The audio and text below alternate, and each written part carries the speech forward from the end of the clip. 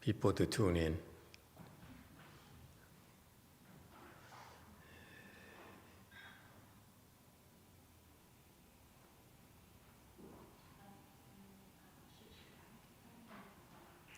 Do we have any outstanding questions tonight?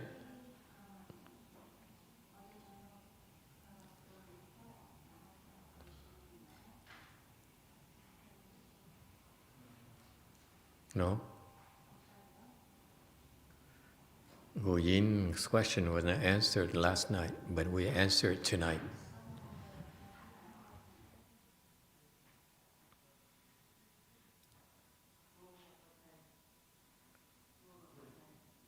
Blue. Ngài Hòa Thượng Tiên Hóa bây giờ còn không có tới đây nữa. Hôm qua thầy nói sao thầy lặp lại con cũng quên rồi. Okay. Today I will address her question, which I couldn't answer last night.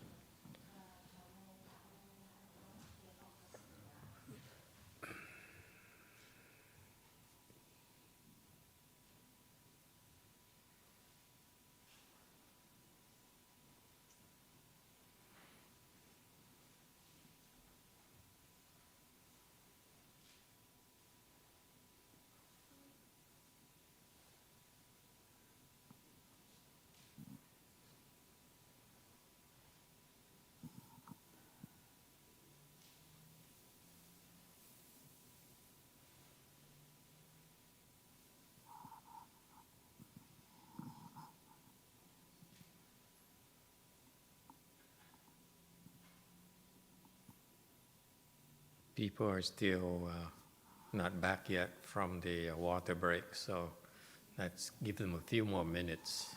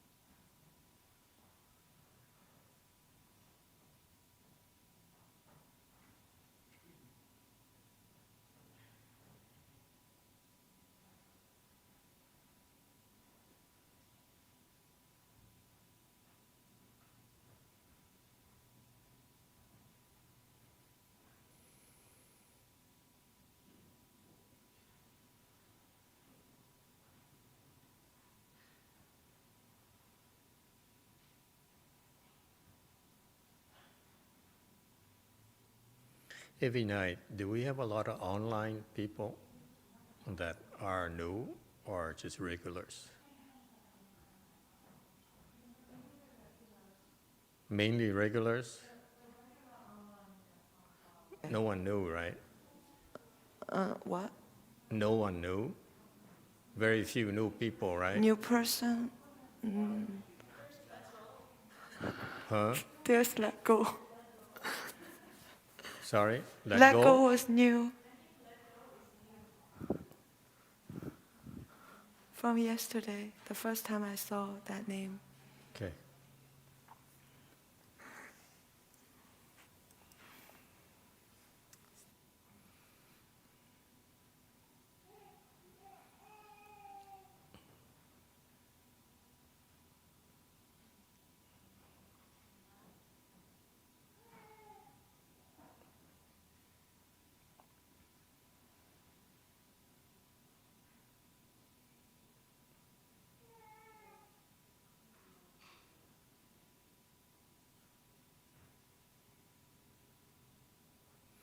Very good. You are well trained.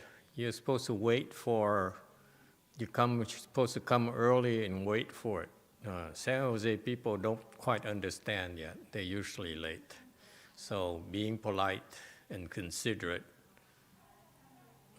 we wait for them, we give them a few more minutes, 2 more minutes.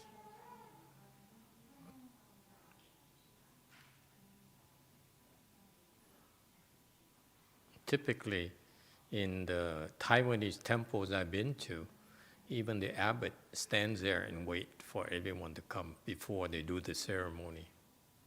So it's traditionally the way it's done. You don't let others wait for you.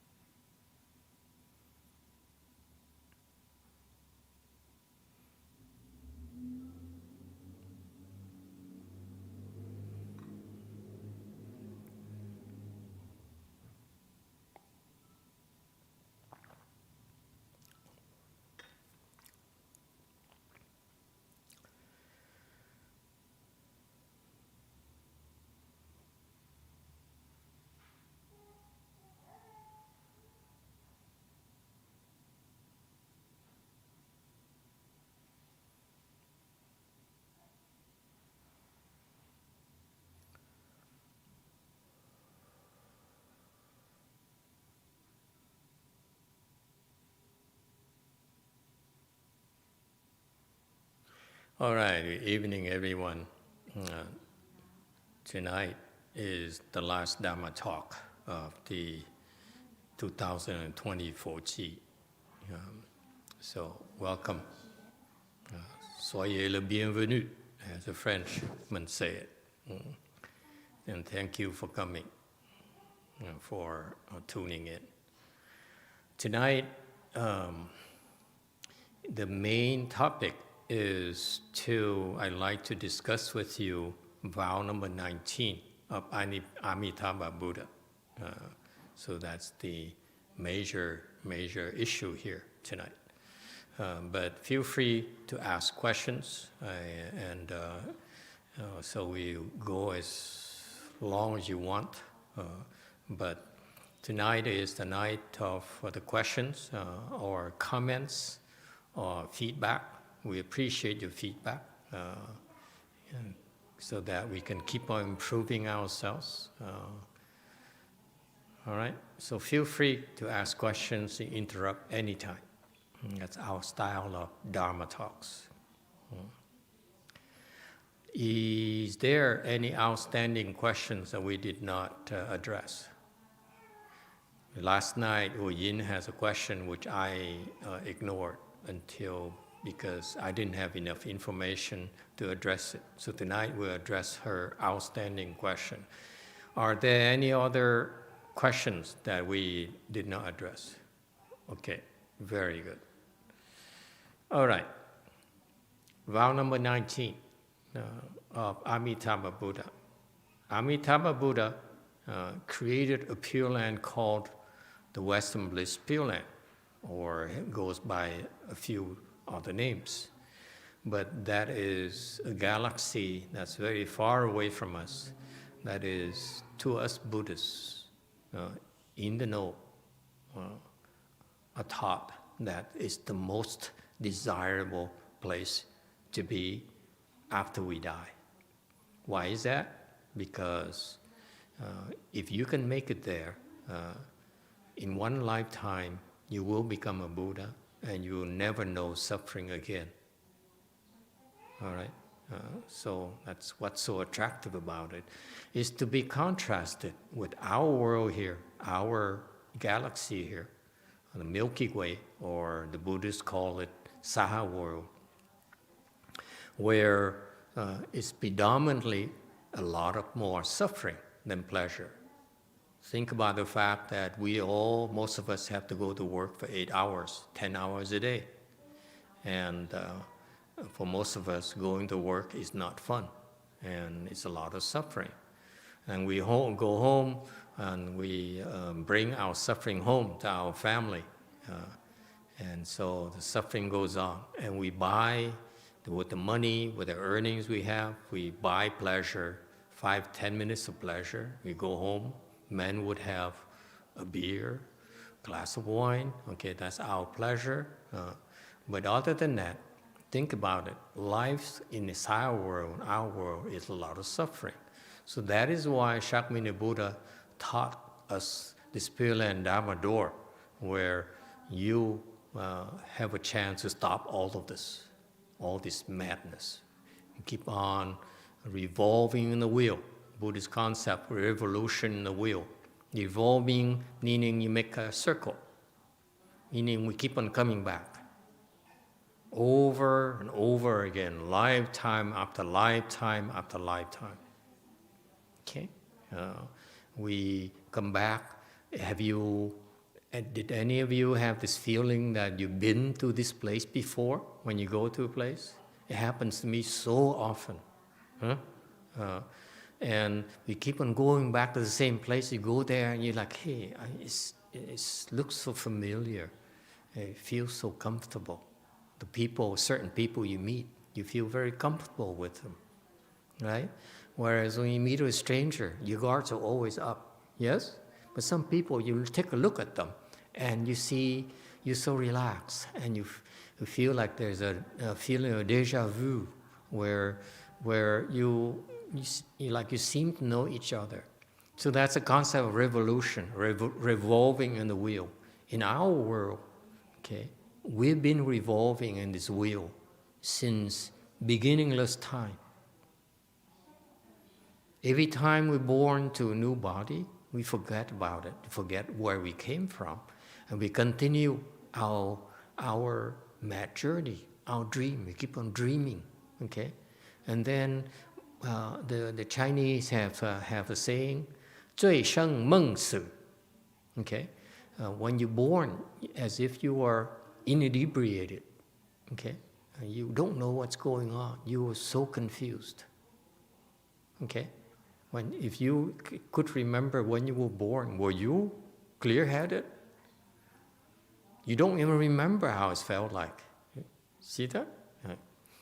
So the Chinese are saying you're born as if drunk, and when you die, as if you're still in a dream. So you're born drunk, and our life is but a dream. This is Asian philosophy, Asian wisdom, which comes from Buddhism. Our life is, we live as if we live in a dream. And then when we die, we have no clue to where we're going. And the Buddha taught us that. Us Buddhists know that. And that's why he says, cut it out. You've been doing this for so long. You come back here. Some of you came back to this world here because you owe your mother.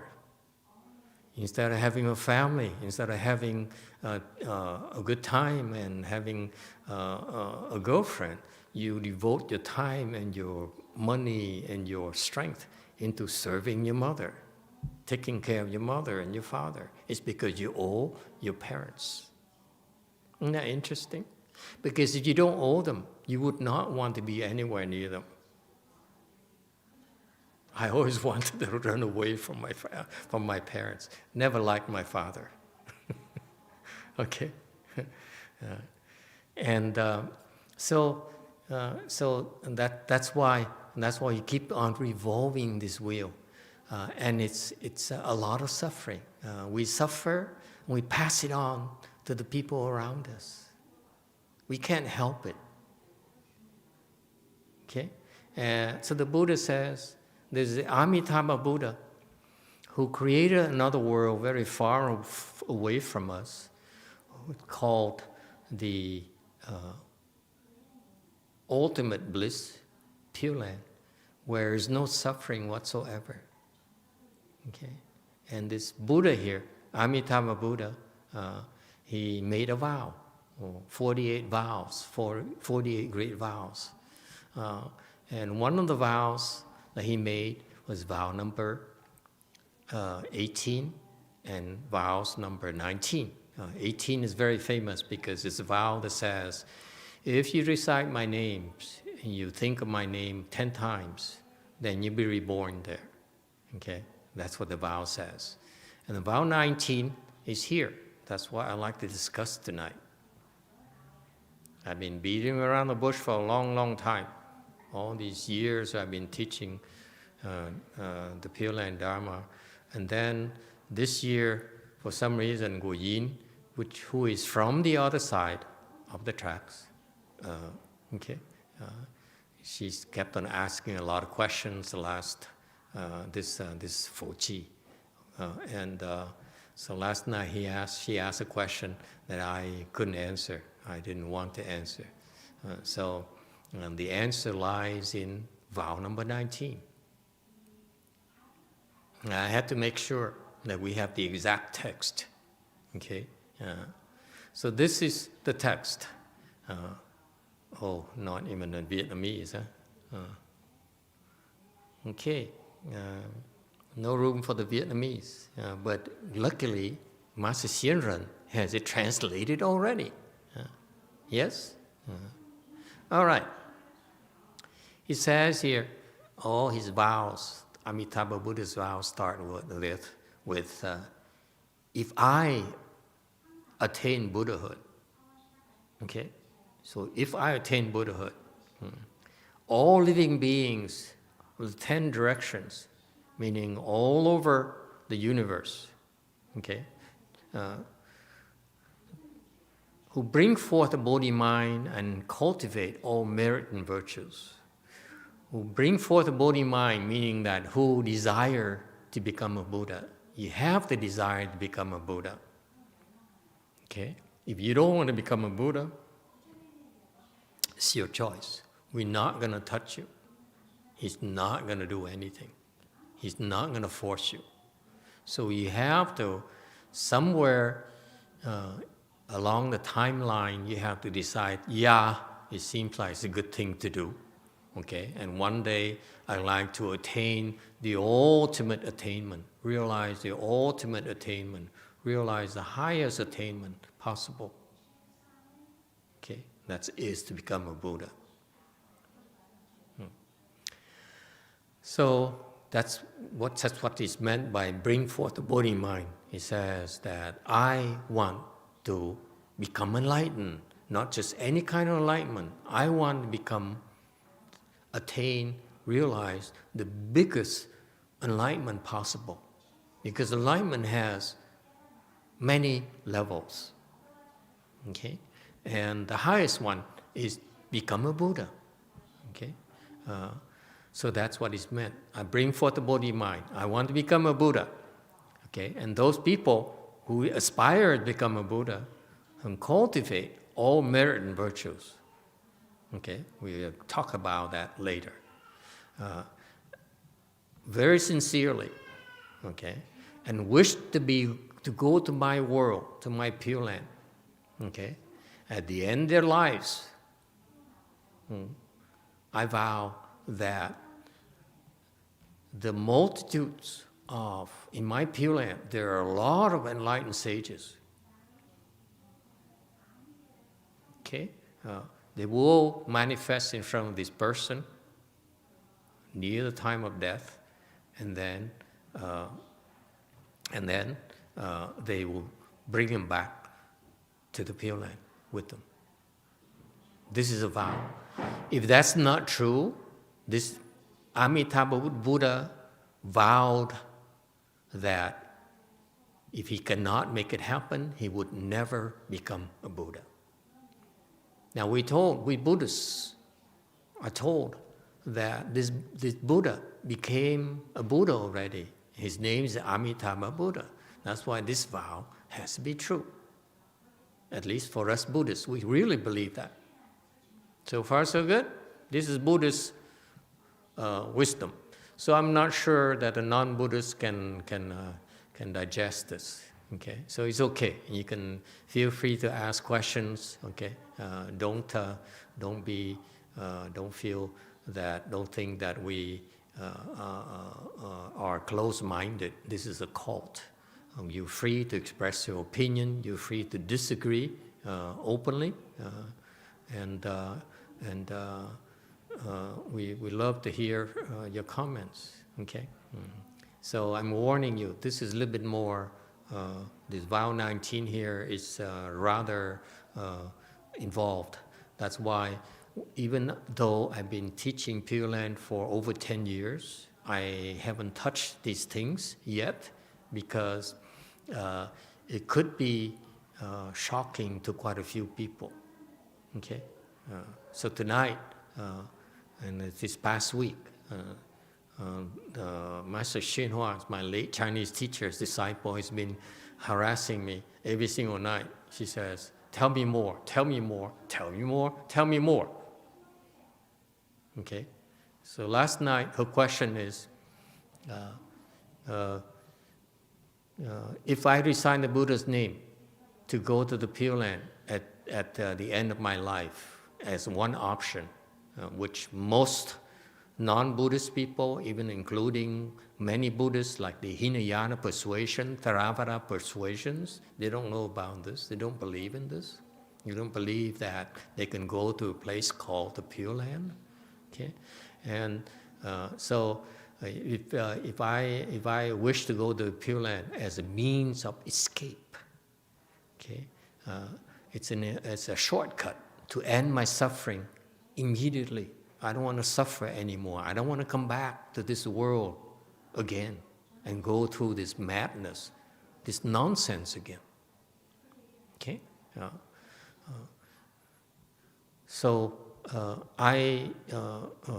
if that's what I want, then I was taught, the Buddhists are taught to recite this Buddha's name 10 times. Okay? And so her question last night was that if I recite the Buddha's name, as compared to doing something else or to getting someone else to do it for me, what is the difference? That's the spirit of her question last night. Is that correct? Well, I'm making it more accurate than her own words, but that's the meaning of her questions. So tonight I will address that. Okay, this is addressed in vow 19. It says, going back to this vow 19 here, it says, those who cultivate merit and virtues. Okay, in Buddhism, there are two kinds of things that will create blessings for you: merit and virtue. Merit is something you do, you expressly do. For example, you build a church, okay? To benefit others, that's merit, right? If you make money, okay, is that merit? You go and make money, is that merit? Let's be honest about it. A lot of people are shaking their heads. Wrong, it's merit. If you're doing something, it's better than doing nothing. Correct? Merit is an act, requires efforts to do something. If you do anything at all, you make an effort to do anything at all, that creates merit. Merit translates into blessings for you. All right? So you go to work, you are working, you putting the effort to create merit to benefit yourself and your family. Yes? So that's merit. Is it clear? Okay? So merit requires work, requires efforts. So far, so good. Virtue is another way for you to create blessings. Virtue is your being good Okay? It's the goodness in your heart. That's virtue. So merit can be seen. Merit is like you build a structure, a bridge. A lot of monks and nuns nowadays, they create merit by building a bridge. Okay? They go back to their own countries. The Vietnamese monks like to do that. They collect money from you and go back to Vietnam, and they say, there is a small village here, people are very poor, and annually there's a lot of flooding, so it will be very helpful if we build a bridge for them. We'll save lives and benefit the villages. So that's merit, yes? So that creates blessings. So the blessings generated are proportional to the amount of goodness that's generated. Is it clear?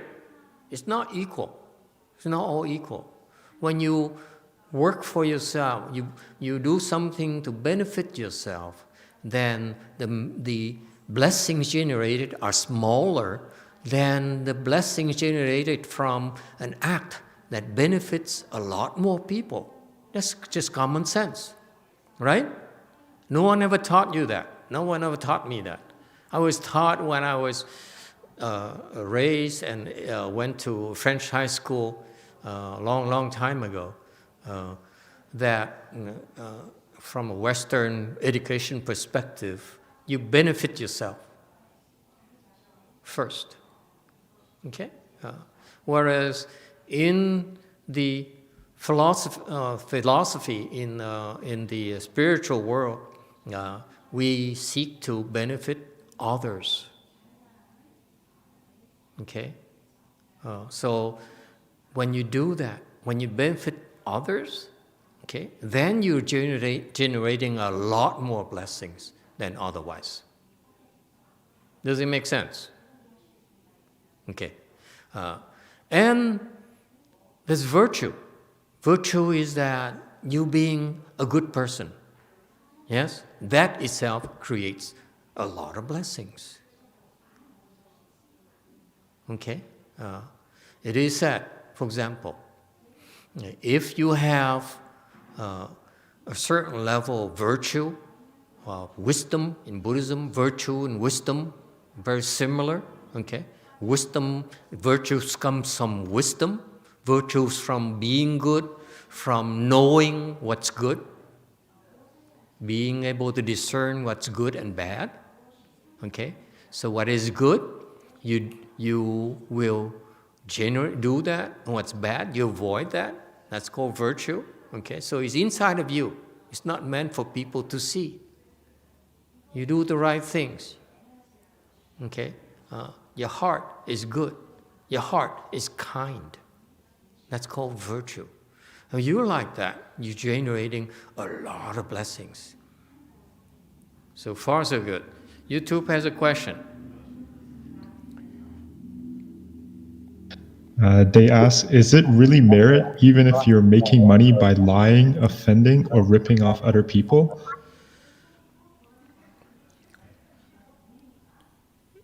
That kind of, yes, it creates merit and it also creates offenses. A world is never totally pure. Our world is we create merit and at the same time you're creating offenses as well. Okay? You create merit because you're benefiting yourself, your family, like you're supposed to. But in doing that, you do that by cheating others, by stealing others from others, okay? Then you're creating offenses instead of creating merit. Instead of creating blessings, you're creating offenses. And you know, for us Buddhists, we avoid doing that because if you go to work and you steal from your company and you harm your colleagues and you do unethical things in order to get promoted and get raises, those are offenses. So the money you earn, the salary you earn, the benefits you earn from your company are tainted. And you bring it back to feed your children. You steal from your customers, okay? And the money you earn, okay, is tainted. It's not clean. It's poison. That poisons your children. That poisons your family. I know you don't want to hear this, but that's how we Buddhists look at it. That's why we avoid to do that. We don't feel that if we feed our family, give them some nice steaks, good food, good wine, good beer, but the money that pays for all that good food and drinks is tainted, is illicitly earned. Your children, your family will not get to benefit for very long. It's poison. It poisons them. It's like you give them poisonous food, poisonous drinks. Okay? They have to pay the price. Similarly, that money you earn from stealing from a bank, from cheating your customers, and you bring it to our temple, and we accept it from you, guess what? We also are poisoned. So eek, give it to someone else, please. We'd rather be poor, honestly. Because I'm worried. I'm worried that you give me money, I don't know how good it is. And if it happened to be illicitly earned, and I take that money and go buy groceries to feed my monks and nuns, instead of their becoming enlightened, they will become poisoned. And guess what?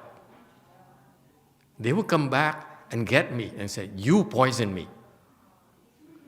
I will never forgive you. So that's why we avoid, all these icky stuff. Make sense? Okay? So we try. Yes, sometimes you get poisonous stuff, but most of it should be clean enough for you to not horribly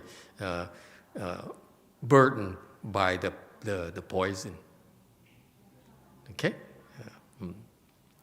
So it applies to everyone. This is not talk. This affects all of us. So far, so good. Does it answer the question? So the opposite of merit is offenses. Okay? Instead of doing good, you creating harm on others. There's no merit in that. Because you're creating harm, there's a reaction, there's a recoil that will come back at you. Okay? There's no way to avoid it. So that's why we try to create more merit than creating offenses. We can't help it. Let's face it, there's certain things you can't help. Okay? If you're in a bad place where when your children are starving, okay, and there's no other way but you need to do something, okay, then sometimes we have no choice. We have to steal, we have to lie, we have to harm others in order to feed our family. So we're creating merit by helping our family.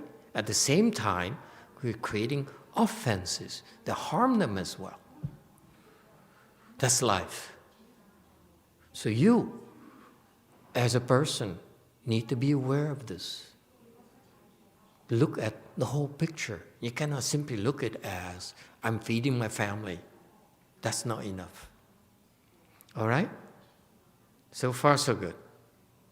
Okay? So, virtue is, simply put, the goodness in your heart. Your heart becomes good because you have wisdom. Okay? When wise people are good in their heart. Look at all the great people, the wise we call wise people in the world.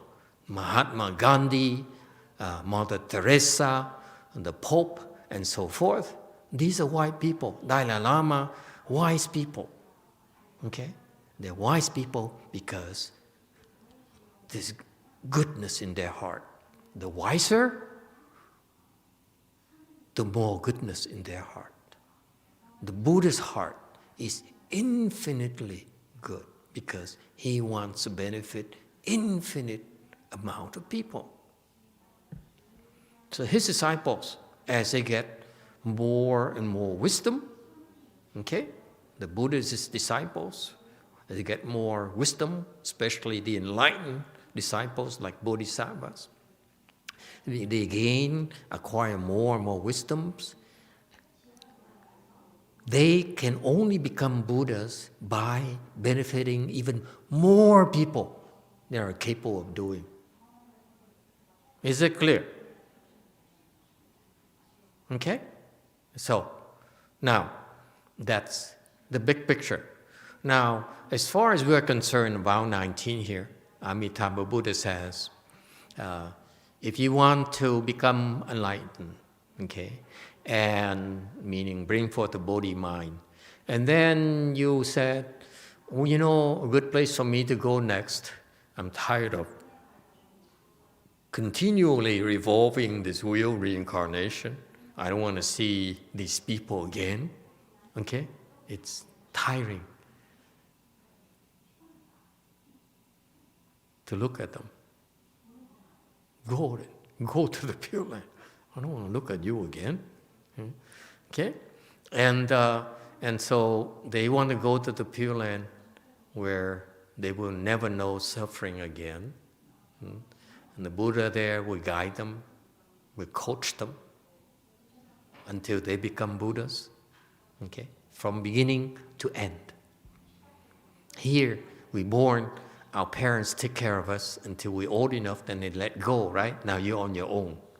Not over there. Over there, once you go to that Pure Land from day one, on the first moment, until you become a Buddha, the Buddha, Amitabha Buddha, is guiding you, holding your hands, all the way. That is why the Buddhists, they are smart. They realize it's the best place possible for them to go. They are told that is an option they should consider after they die. Okay? So that is why vow 19 here, the Buddha says, you believe that you want to go to Pure Land, to a better place, and you do that by creating merit and virtue, meaning by benefiting others, by becoming a better person in your heart. It's both, okay? You become a better person, and then because your heart wants to do more good, then you create more merit. By creating more merit, you open more wisdom, you gain more wisdom, and you benefit even more people. So it's forever increasing process of benefiting more and more and more and more. And you've been doing that, okay? When your heart is that good, that wise, then you naturally become happier and happier and happier. Okay? Let me assure you that a wiser person is absolutely happier than a less wise person. Guaranteed.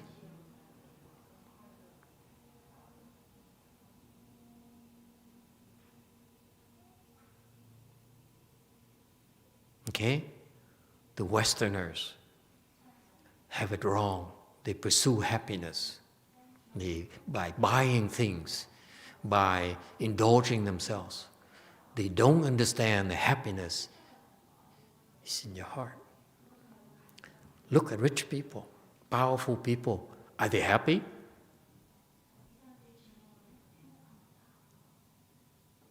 The alcoholics, they're sick.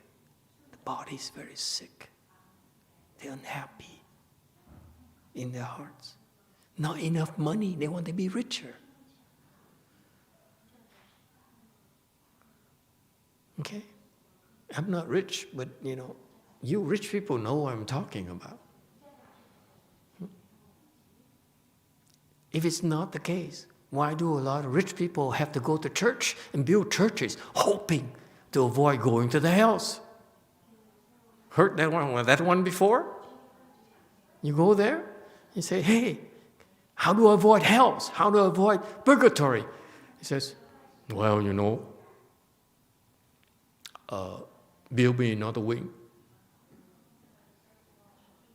Okay? Yeah. And for us Buddhists, that's not enough to avoid the hells, by the way. Not enough. Anyway, and that's another issue. So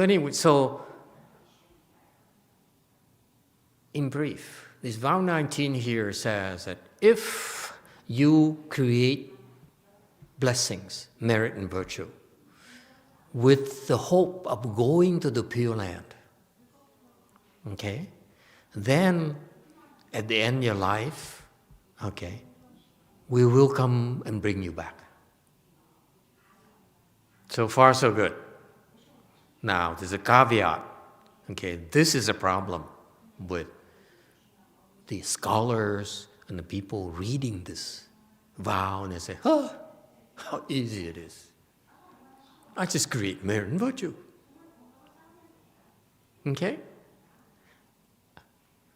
Let me ask you, you savvy people and smart and intellectual people, especially scholars, assuming you believe this is true, is there a quantity? Is there a threshold? It's not specific in this vow, is it? See that? And that's why you have to be careful. You cannot say, I create merit and virtue, I'm going to go build a church or donate $5 from my salary every month or every week. Is that enough? Should be the question. Right? So don't assume that the vow is that simple. This vow here needs to be more clearly delineated for you, explained to you, okay? Because it implies a certain threshold of blessings before you can go. For example, if you look at the Pure Land as an exclusive club, Mar-a-Lago, something like that. How much is the membership in Mar-a-Lago?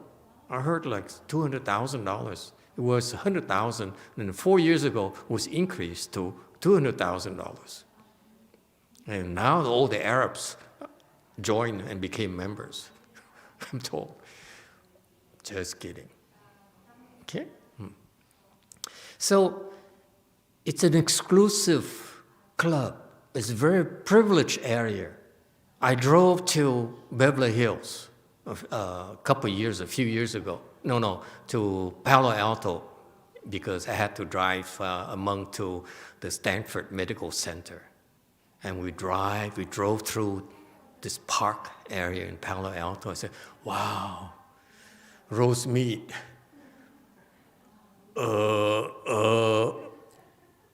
We don't have this many trees, okay? In case you don't know, we're in Rosemead, Wade Mountain Temple. After 15 years of working, I'm still in Rosemead, okay? With no hope to get out. But I drove through this beautiful wooded area, winding roads. I said, wow, I wish my temple is this big. Oh, it's so pleasant to drive around. And then eventually, after a few miles, you get to Stanford Medical Center, okay? And then along the way, you see all these cars parked by the sides of the road. Most of them are of one color. Which color is that? Those who have not been to that area. Okay, take a guess. If you've been there, please don't steal my thunder. What color? What color? Come on. I know not all you have been there. Come on. Don't pretend that you've all been there. Come on. What color? Are they black, Master? He's been there. This guy is cheating. No, I'm just guessing, like, from... It's like 90% are black. Okay? And then what kind of mark, what kind of make is that? Sir, black and?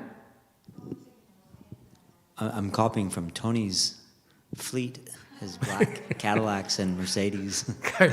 They're all black. Now you know why the nicer cars, when you chauffeur VIPs around, look, what color are they? Black. They're all black. They, like 90% are black. And like 80% of them have a tri-star. Okay? I refuse to say the name until we sign a commercial contract. Okay? And I didn't see, maybe I saw a few BMWs, okay? But the other one, also very popular, is what?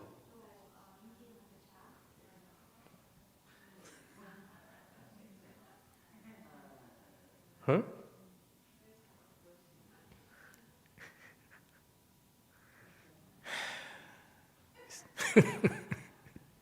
I saw that, I said, oh, must be nice to be rich. And it's the funny thing is that they hop in the car and they drive there to go walking. They're not trying to impress anyone yet. So you can imagine what kind of cars they drive when you go to a fundraiser or go to the club, right? It's not going to be the same car. And they're all what? Perfect. No scratches, no dent. Because that's what I do is I drive around and look at, a nice Mercedes. And we get real close and, it's dented. The bumper is dented. Right? You notice that? These people would not be caught with a scratch on the side of the cars. Not a single dent, not a single scratch.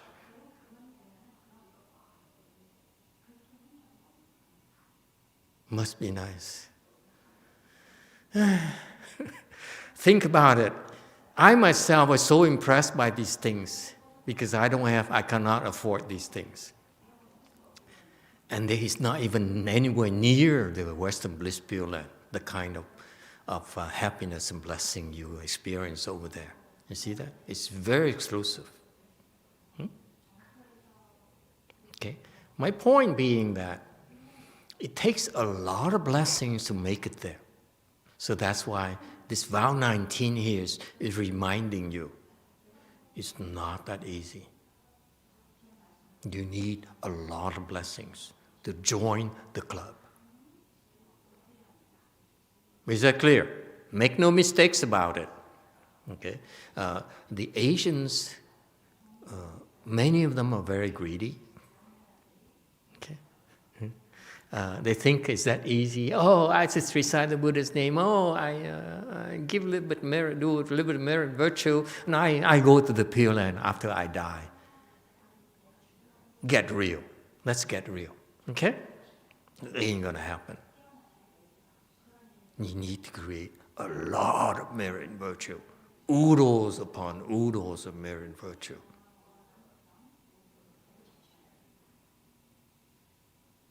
Is that clear?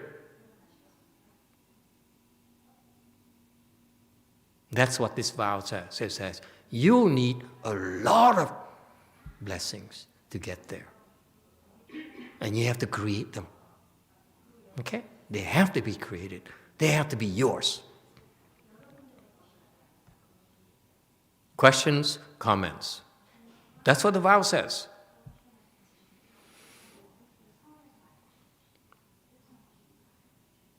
So the cheap Asians, yes.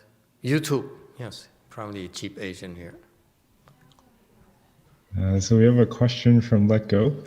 There you go. Is Let Go Asian or? Unknown. But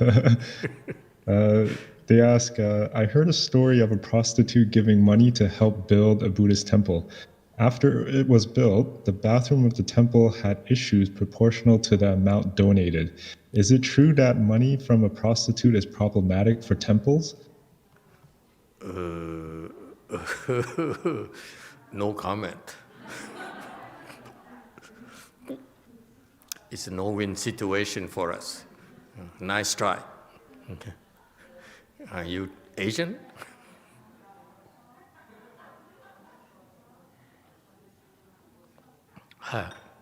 So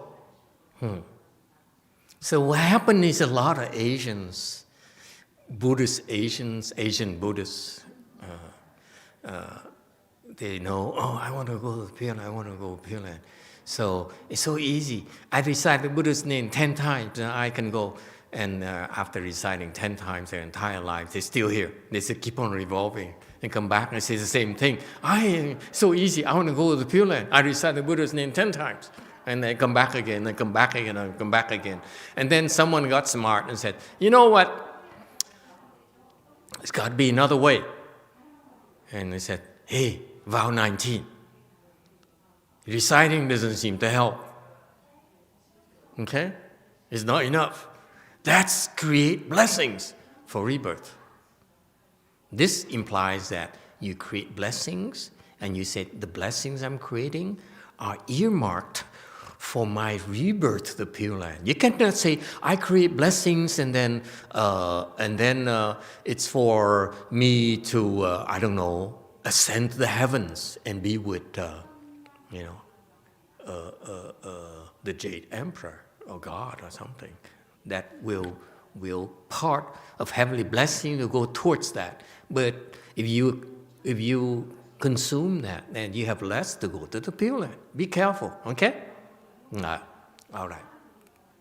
So people say, well, I create blessings. So they create blessings. And they find out that it's still not enough. They make money. And then they give to a temple. And then they build a temple. And the temple bathroom has issues. What to do? Yes, Blue still has a question. Mô Phật và Thầy. Giống Thầy này bây giờ Thầy thiết ở trong này có 2 giai đoạn. Một giai đoạn đó là công. Mình làm thiện, cái công thiện, cái đức thiện, nó mới sanh ra một cái phước thiện. Rồi một cái công á, không được thiện, cái đức không được thiện, rồi cái phước không được thiện, 2 cái. Giống cái không được thiện, có được giảng sanh không Thầy? Rồi cái 3 cái thiện kia đó là có thể giảng sanh được không Thầy? 2 con đường. Oh. This requires another session. Okay, we ignore it for tonight. Yeah, it's good. She'll be the end of me. Chính cái lời nguyện đó là câu nào cũng là tốt hết trơn. Thì người ta mới nguyện ra như vậy. Rồi bây giờ mình phàm phu đây nè. Mình muốn tu để đi giảng sanh, để hoặc là đi làm phước đức. Mà mình làm rồi có cái phước rồi đó. có cái đức đó thì mình làm bậy bạ, rồi cái công mình cũng làm không được tốt, rồi cái đức mình làm không được tốt, rồi mình lãnh được cái phước không được tốt, rồi làm sao? Okay. Cái đó. Okay. Hold your horses. Don't get too excited.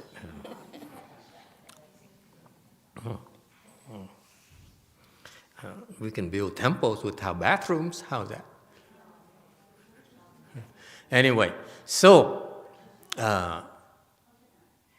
we know that you create merit, virtue, you create blessings. It's not enough. You can spend your entire life become a trillionaire. It's still not enough.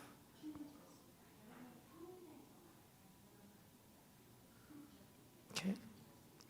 That world is very far away from us. To go there, it's not easy. There's not enough money in our world to pay for that airfare. Think about it. Okay? So that's why, if you rely on yourself, you will not be able to go there. So that's why this vow here, okay, is a reminder for you to create blessings. You need a lot of blessings. But it doesn't say you must create blessings. Yourself does it. See that? So that goes back to the question from last night. He says, here's what happened to my late Chinese master, Master YongHua. In case you don't know about him, you can look it up, his name on the internet.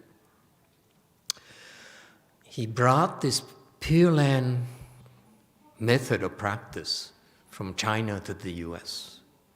Okay, and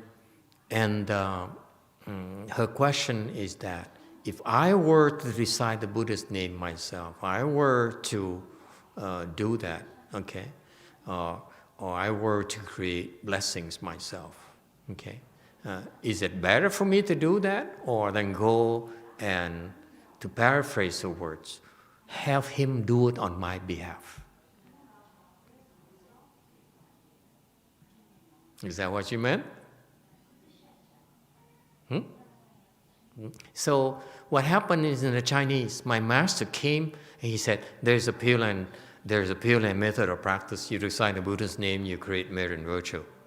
And then one day, with a smart aleck says, do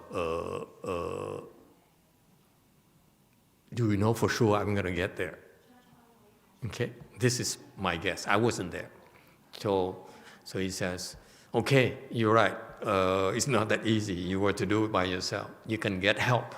Okay, so in the Chinese system, this Pure Land practice is founded by the Chinese monks in the 6th, 7th century in China. So the Chinese have a system called rebirth tablets. Okay, where that's how you accrue blessings for the Pure Land. All right? So that's what the Chinese people, the Chinese Buddhists, they go to the temple and they request these rebirth tablets, okay, to accrue blessings for themselves. Okay. So when you do that, okay, then actually the monks at the temple who receive your money are doing the blessings generation on your behalf. How? By using your donations to do good. And this is the difference. When you do good yourself, okay, the blessing you generate is not as many as a great monk like Master YongHua, my late Chinese teacher. Okay? He can do a lot more good with the donations than we can. Let's face it. Okay? So that's why back then he says, in my temple, I have this this tradition, Chinese tradition, where we will, because from the previous Pure Land patriarchs, where we can generate rebirth blessings in your behalf, as per vow 19 here. You need to have enough. We know if you were to do it yourself, it would take a long, long time. So we can do it on your behalf. So far, so good? Okay. The catch here is very important. And it's the first time I'm revealing it to you.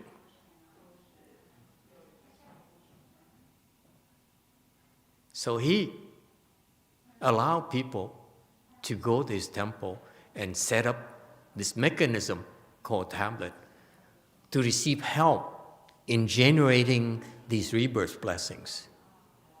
That's what happened. That's what her question is about. Okay? And that's what he did. But he didn't say anyone. He didn't tell anyone. Okay? The catch is that now he's dead. What happens?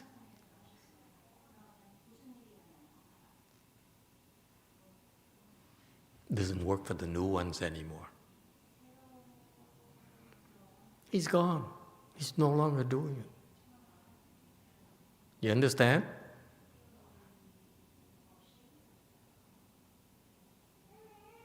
So, too bad. This is how difficult it is. Not that easy. You missed the boat. We all missed the boat. When he was alive, I went there and became a monk under him, okay, for a few months.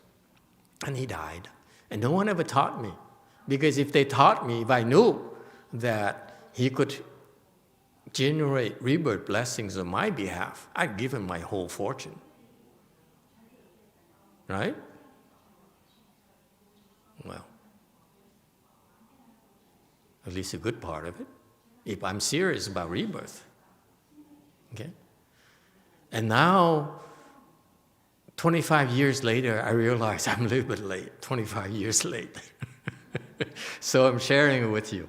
Okay? These patriarchs, they'll never stand up there and tell you, hey, you should come to me, build me a church and I will bring you to the Pure Land. So, too late.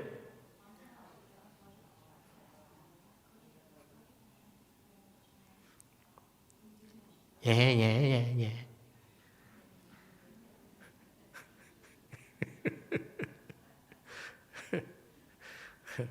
We're all in the same boat.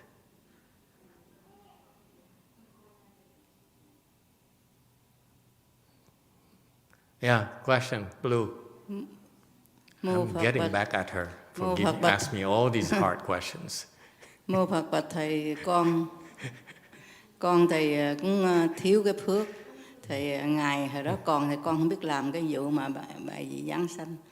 Rồi bây giờ đó He didn't even tell his own monks and nuns. Sư You phụ know đó. that? He didn't even explain to them.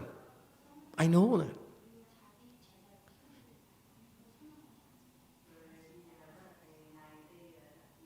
Nhập chiếc bàn rồi, thầy phải truyền lại cho thầy. So the question is, now he's gone, and you go there, you try to set up this Pure Land Dharma tablet here, rebirth tablet here. Does it work?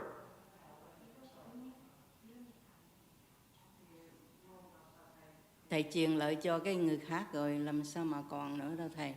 Cái đó là cái điểm thứ nhất. Rồi đó nói về cái bài vị giảng sanh đó, ngõ thấy trên thế giới này chưa có ai có đâu, có chỉ dạng Phật thành. Với bây giờ thầy sư phụ có truyền qua cho thầy đó, thầy làm được thôi chứ không ai mà làm được những cái bài vị mà người ta nói, người ta còn sĩ bán nữa thầy. Con như vậy đó. Thầy bởi vì con tin Ngài Hòa. So that's why the Buddhists, they don't talk about this. The really knowledgeable people, they would never say anything, because if they say anything, you say you're a cult, you're trying to con us and take our money. Those people who say those things, they will not go to the Pure Land, I assure you. And that's why my master never said anything because he's afraid in the future people will abuse it and say that, just get a tablet from my temple and then you go to the Pure Land. That's why none of his disciples dare say that, by the way. You will not catch them, any of them that I heard so far. I listened to so many of them speak Dharma. Never said, you go to my temple, you set up this thing here, you go to the Pure Land. Never said that. These are very true people. Okay? Because their master never allowed them to say those things. Never.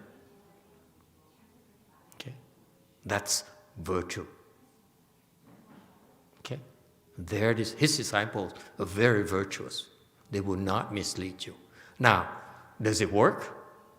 Well, still better than nothing. Okay? The fact of the matter is that it's still so much better than anyone else out there. No, they're not going to have the same effects as if you were to make an offering to Master YongHua when he was alive. Now he's dead. It's not the same effects, but it's still far better than anything else. Okay. Yes, question on YouTube? Yeah, we have a question from Let Go. They ask, even if one made offering to Master YongHua to general rebirth blessing on our behalf one day before Master YongHua enters nirvana, would it still work 100%? Yes. As long as he's alive, okay? Any of the temples he had, it's under his territory, meaning that anything happens when he is alive in his temples, it's under his responsibility. That's the kind of person he is.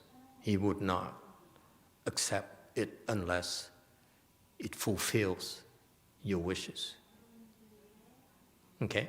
So that's why I'm telling you right now, those people who made the arrangements with him when he is alive, they're in the Pure Land. The ones after that, my father, after Master YongHua died, my father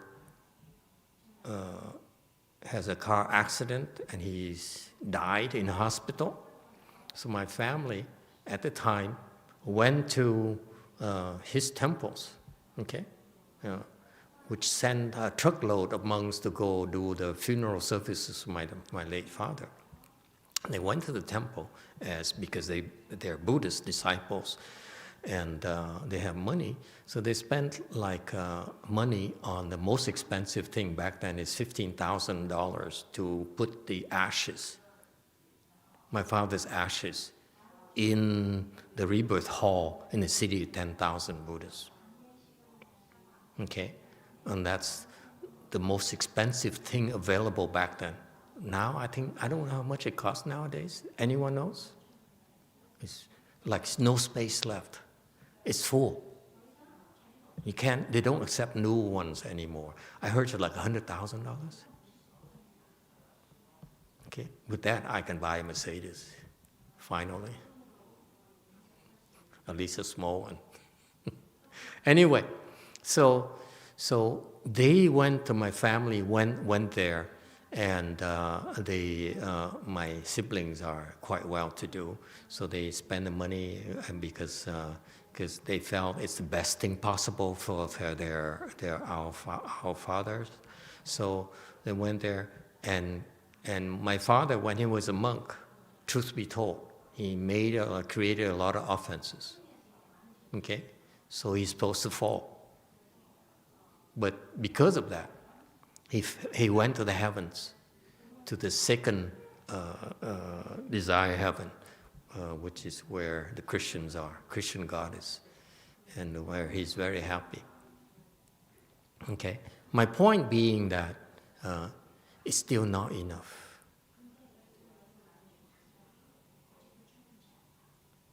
So what I'm telling you is based on based on these facts. Okay, I can't guarantee you that all the people who went to Master YongHua and asked for his help got there, because I don't know them all. But I can assure you, my Master YongHua is perfectly capable of generating blessings for you to go to the Pure Land. And this is the original intent of that Pure Land aiding tool. Okay, but unfortunately, I can reveal to you now that after he's dead, that even his own disciples didn't know. He didn't even trust them to tell them.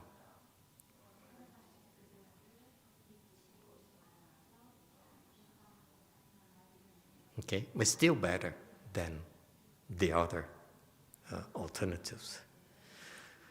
YouTube question. We have a question from Vicky. She asks, so Master, it's all built on faith. We need to have faith in our good knowing advisor to help us while he or she is alive and not expected to work after they are dead. Is that correct? Well, it has to do with this. Let me tell you where things are right now. During Master YongHua's era, time, like 50 years ago, I'm not sure why he didn't explain to his disciples. I don't understand that, why he didn't tell any of them. And it's too bad, because I wish he told someone so that we can at least, more people will take advantage of Master YongHua when he was still alive. But he didn't say. Okay, from my limited understanding, it's not shared amongst them. So that's the way it is. This is the nature of Pure Land, because people like us who don't have the real skills, it's very easy to abuse it and abuse your blind followers, because these disciples went to his temple because of his reputation. Okay, my generation, we haven't done anything yet to earn that reputation. So we're riding on his coattail. So it's very easy for us to go around and say, hey, I'm a disciple of Master YongHua, I'm a descendant or whatever. I'm not, by the way. I'm just a low-life monk. So if you're a descendant, you say, I'm a descendant, I'm a hung or whatever, and I learned all those things, and without saying anything, you're implying that you inherited all those skills. But it's not true. This is why they're not allowed to talk about those things. They're not allowed to do rebirth, because it's very easy to abuse it. Okay, because you cannot tell. When my father died, I was so happy, honestly, that my family came and requested them to help out. I said, wow, less pressure on me, because they consider the descendants, so you cannot go to a better place. So my hands off. And that's why I had a chance to observe it. Okay? And that's how, in the process, I was able to see the difference, okay, in the results. Okay?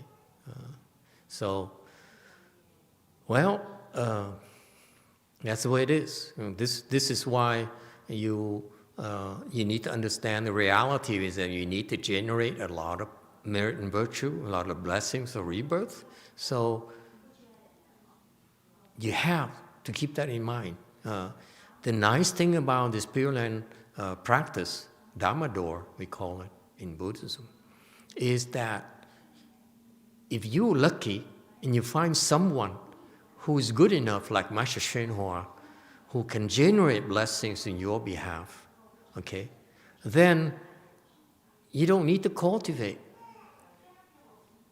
Like your parents, like your loved ones who don't believe, who don't necessarily buy into this.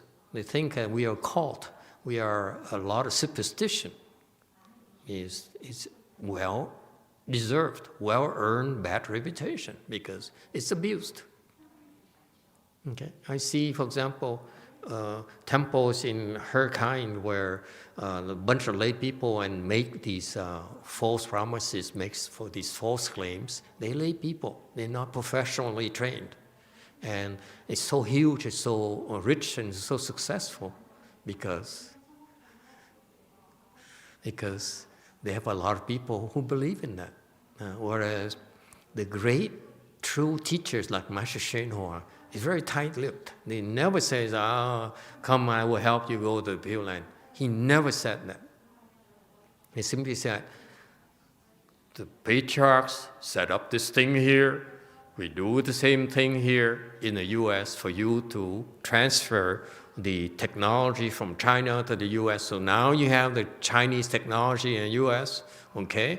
And you should take advantage of it. That's it. Never said anything about himself. Okay? Those are true teachers. They don't ever advertise themselves. All right? So this is the Pure Land practice where just in case that you are not able to generate enough blessings by yourself, you can get others to generate them for you. That's vow number 19.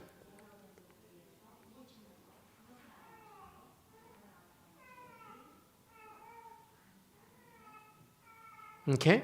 Because vow 18, it says you need to recite my name 10 times. Doesn't say anything else. 19 says you need to have, the meaning is vow is that you need to have enough blessings to make it there. It's very exclusive club. Okay? Make no mistakes about that.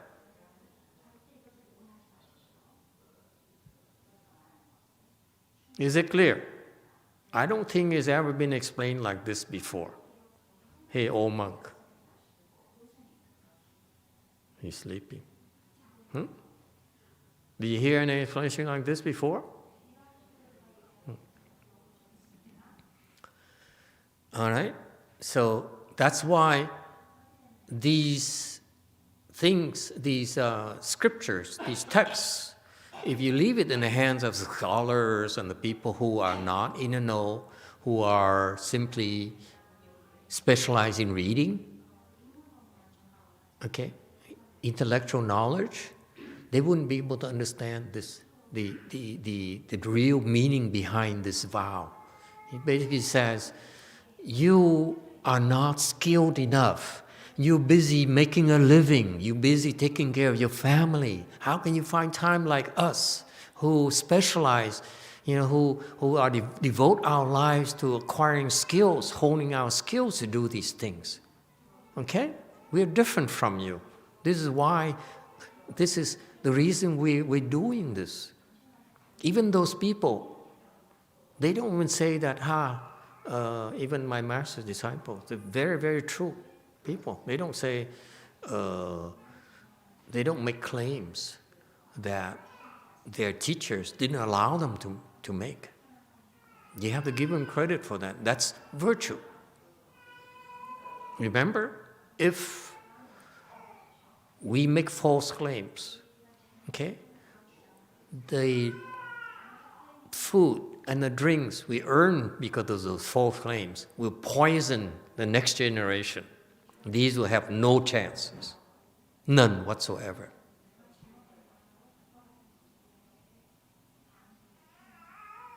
You're poisoning the next generation.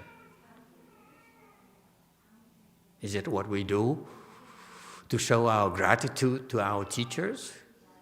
This is why those monks and nuns are very virtuous. They don't make false claims at all. Okay? Yes. YouTube has another question. Time is up. I'm trying to get out of here. I don't want you to ask too many questions where I cannot answer anymore. So we have a question from Let Go. They ask, Same Master, let does go it... that we don't know whether it's Asian or Caucasian or black or white.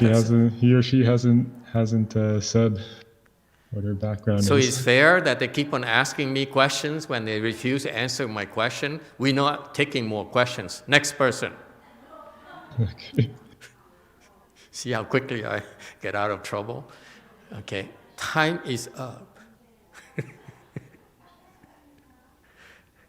No more questions on that side of the universe.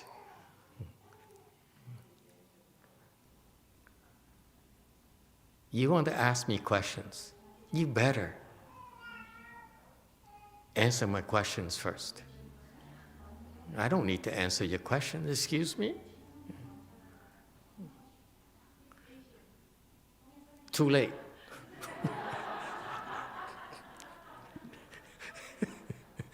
Too late.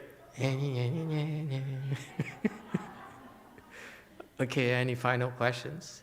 We need to do the great transference here. It's very exclusive thing. That's why it's so difficult. You know, I hit myself in the head. I said, if I knew that my late Chinese teacher is like that, because I came to him trying to learn Chan, okay, Chan meditation. Never figured that I would, know about this thing called Pure Land, where you basically have guaranteed success and happiness. What better gift can you give to your parents and your loved ones? You know, I know you're tough and competent and everything, but what about your beloved wife who does not meditate, who does not recite the Buddha's name? How is she going to get out of this mess?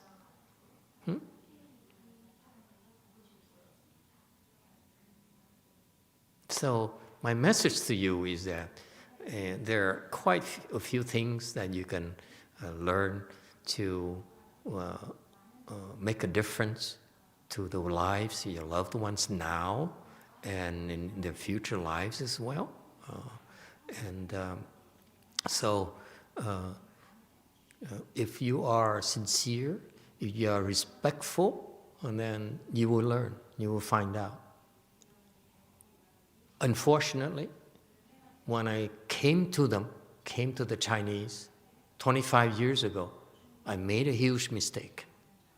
I was too arrogant. I was totally unrespectful. That's why I wasn't taught.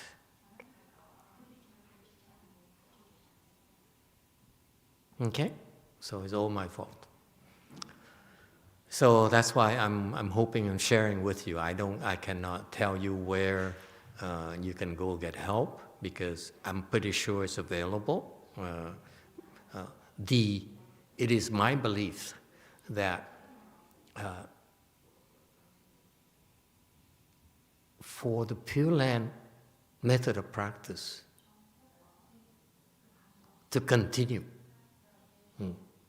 which is a necessary part of Buddhism propagation.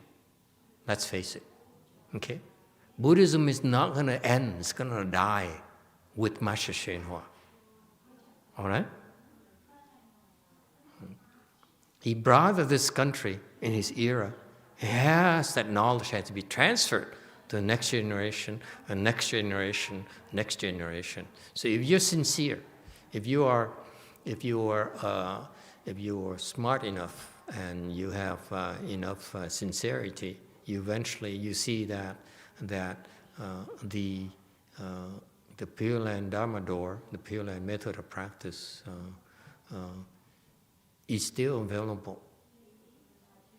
But you have to have the proper attitude. Okay? And you're not respectful, forget it. No one is trying to impress you. Okay? Yes, final question. Balak. So if you have a loved one that sent this person to Pure Land, and then in a lifetime that person become a Buddha, does that person have the power to bring their loved one to the Pure Land as well? It's a lot more involved. Yes, absolutely. What happens, and I can assure you, this is a kind of a cool thing. Thank you for asking that question. The Pure Land method of practice is not just for yourself. If it's only for yourself, it's not called Pure Land.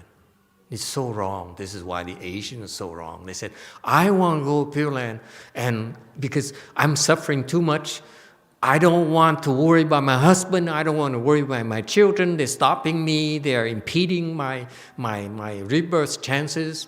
Okay, I can't wait to get out of them, I don't want to see them ever again. Okay? Okay. That's not Pure Land. What happened is,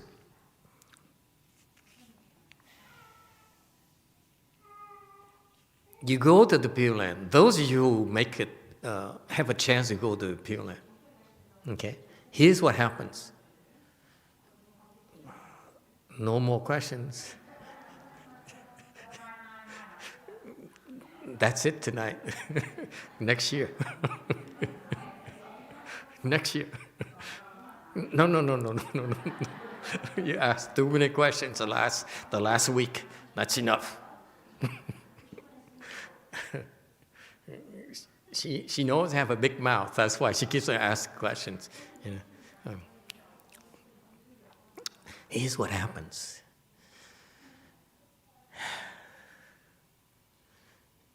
You go to the Pure Land. Those of you who would have a better chance to go to Pure Land if you have the proper mindset.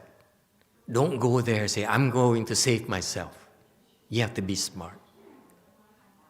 Can we agree on that? Because the Buddha says, I have so many people I can help, right? So many of you want to go to my Pure Land, right? So who do I choose? How do I filter out?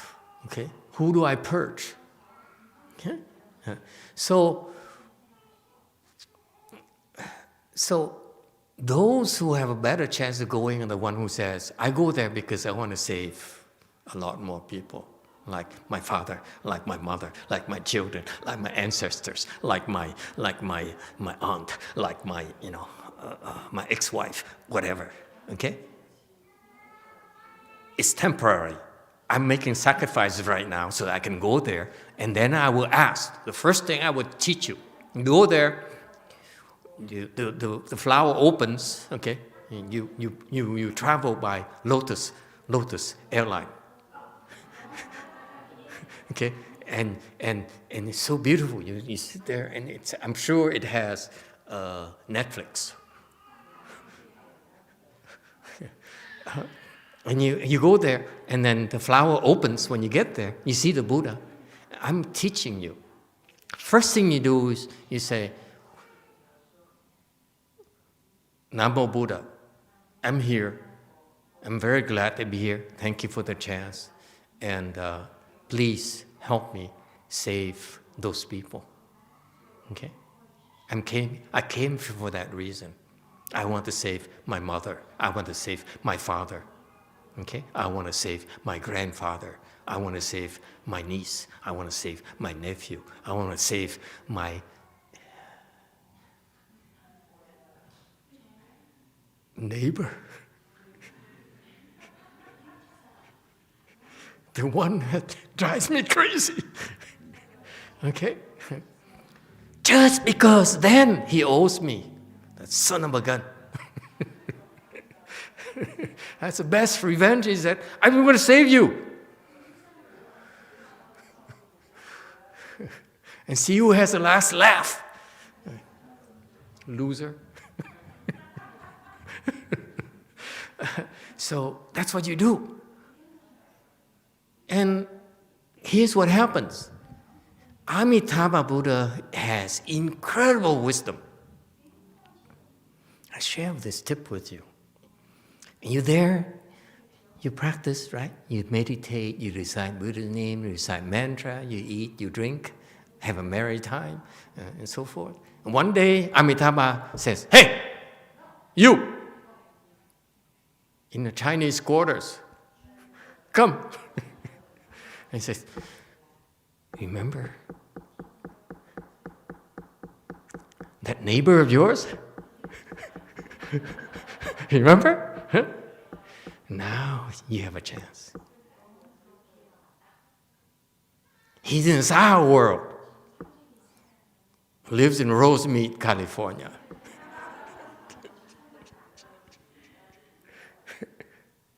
You serious about trying to save him?" I say, yes, well, we are truthful people. So you get sent back. For the primary purpose is to save that neighbor. Isn't that cool? That's what happens in the Pure Land. Don't tell the Asians. They don't know this. They think, the Asians, they say, "I'm going to the Pure Land, I will never come back here." Fat chances. That's why they're still here. As Asians.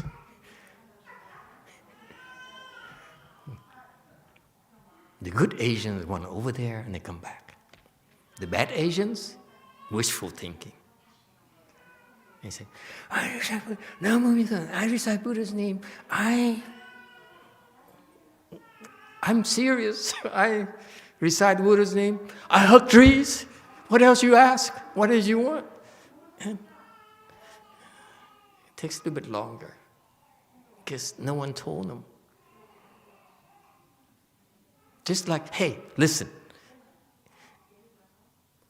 can we start a new thing where we, like, if you want to get into an Ivy League school, you need coaching, right? We can set up a class like that. Huh? Boys and girls? Make a lot of money. And drive Mercedes. Black ones. Open a branch temple in Palo Alto. Okay, thank you everyone. Time is running short. We need to finish. Thank you all for coming.